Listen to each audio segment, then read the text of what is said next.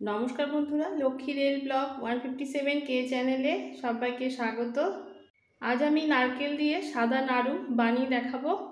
এই সাদা নাড়ু বানানোর জন্য নারকেলটাকে আগে কুড়িয়ে নিতে হবে। খুব সাবধানে নারকেলটা কুড়িয়ে নেব যাতে নারকেলের মালা থেকে কালো ভাবটা না আসে। একটাই নারকেল দিয়ে বানাবো। নারকেল ভালোভাবে কোড়ানো হয়ে গেছে। এবার এই সমস্ত নারকেল কোড়াটা একটা মিক্সির জারে তুলে নেব।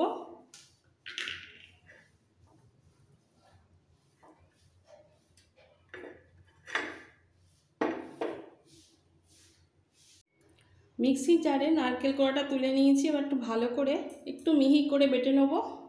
2-3 বার একটু গ্রাইন্ড করলে হয়ে যাবে। আর এই নারকেল কোড়াটা গ্রাইন্ড করার সময় কিন্তু কোনো কিছু অ্যাড করব না। চিনিটাও একটু গ্রাইন্ড করে নেব। একটা নারকেলের জন্য 200 গ্রাম চিনি নিয়েছি। টেস্ট অনুযায়ী চিনিটা নিলেই হবে। আর এই চিনির মধ্যে দিয়ে দিচ্ছি 3টে গ্রিন এলাচ, ছোট এলাচ। এবার এইটা একসাথে চিনির সাথে এলাচটাও বেটে নেব। নারকেলটা গ্রাইন্ড করা হয়ে গেছে, একটু মিহি করে বেটে নিলেই হবে। চিনিটাও রেডি হয়ে গেছে।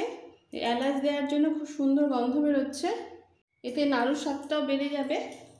এবার আমি একটা কড়াই নিয়েছি, কড়াইয়ের মধ্যে সমস্ত বাটা নারকেলটা দিয়ে দিচ্ছি।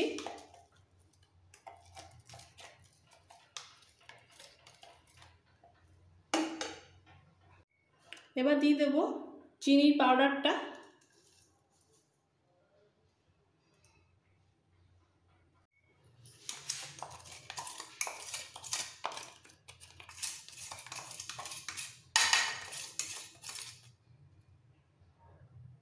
এইবার মিক্সির জারে যেটাতে আমি নারকেল বেটেছিলাম ওর মধ্যে খুব সামান্য একটু জল ভালো করে বাটিটা একটু মিক্সড করে ধুয়ে নিয়ে এর মধ্যে ছড়িয়ে দিচ্ছি। কোনো এক্সট্রা কোনো মিল্ক লাগবে না, দিয়ে মিক্সড করে ফেলবো।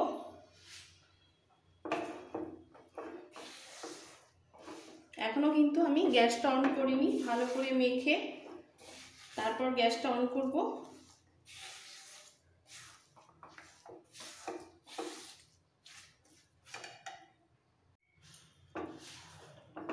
ভালো করে মাখা হয়ে গেছে।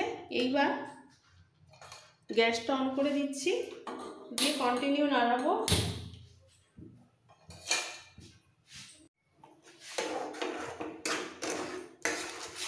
ভালো করে মিক্সড করে কন্টিনিউ নাড়াতে হবে যাতে এক্সট্রা জলটা টেনে নেয়।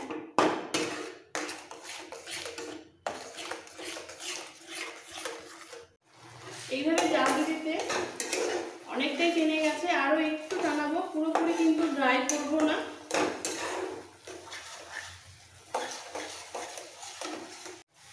নারকেলটা চিনির সাথে জাল দিতে একদম রেডি হয়ে গেছে নাড়ু বানানোর জন্য। এই সময় গ্যাসটা অফ করে দেবো, দিয়ে গ্যাসের ওপর রেখে দেবো।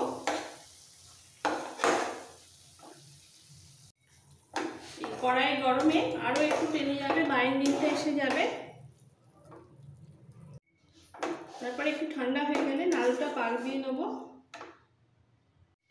5 মিনিট পর পুরো নারকেলটা একটা প্লেটে তুলে নিচ্ছি, নিয়ে একদম ঠান্ডা করে নেব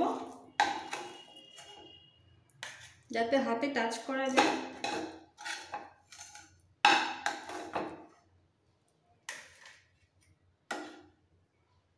একটু ঠান্ডা হয়ে গেলে একটু আঠালো ভাব এসে যাবে, আর সঙ্গে সঙ্গে একটু পাক দিয়ে নেব নাড়ুটা।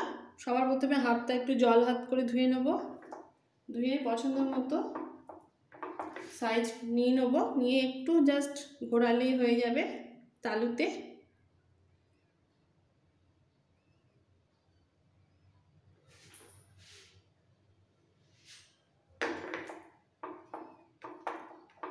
হাতটা ভিজা থাকলে একটু লেগে যাবে না, এদিক ওদিক হবে না।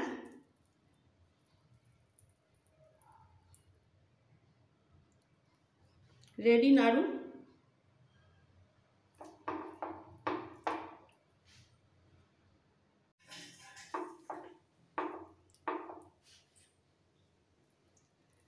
জল হাত করে একটু ঘুরিয়ে নিলে নাড়ু রেডি হয়ে যাবে। এইভাবে সবকটা আমি নাড়ু পাকিয়ে নেব। নাড়ু পাকানো একদম রেডি। এরকম একটু নরম নরম অবস্থায় কড়াই থেকে নামিয়ে নিতে হবে। তারপর হালকা ঠান্ডা হয়ে গেলে, আঠালো ভাব এসে গেলে এরকমভাবে গোল গোল পাকিয়ে নিতে হবে। আর এই নাড়ুটা ঠান্ডা হতে হতে আরও ব্রাইট হয়ে যাবে, সাদা ধপধপ করবে। আর যেহেতু এলাচ পড়েছে, ভীষণ টেস্ট হয়েছে, একদম মুখে লেগে থাকবে। সামনেই গণেশ চতুর্থী, সবাই এইভাবে একবার ট্রাই করবেন। আমার এই রেসিপি ভালো লেগে থাকলে সব বন্ধুদের কাছে রিকোয়েস্ট রইল লাইক করার, নতুন বন্ধুদের কাছে রিকোয়েস্ট রইল সাবস্ক্রাইব করার জন্য। Thank you.